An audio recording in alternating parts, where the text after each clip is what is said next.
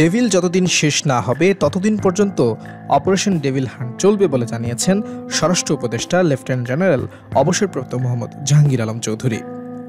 রোববার ফার্মগেটের মৃত্তিকা সম্পদ ইনস্টিটিউটের নতুন মৃত্তিকা ভবন উদ্বোধন অনুষ্ঠান শেষে সাংবাদিকদের প্রশ্নের জবাবে তিনি এই কথা জানান।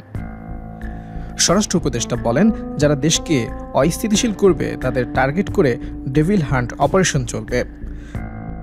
গাজীপুরে যারা ছাত্র জনতার উপর হামলা করেছে তাদের অনেককেই আইনের আওতায় আনা হয়েছে, তাড়াতাড়ি বাকিদেরও আনা হবে।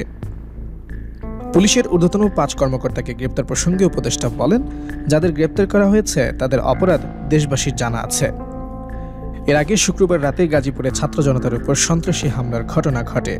এই ঘটনায় গতকাল শনিবার স্বরাষ্ট্র মন্ত্রণালয়ের আইনশৃঙ্খলা বাহিনীগুলোর সমন্বয়ে একটি সভা অনুষ্ঠিত হয়।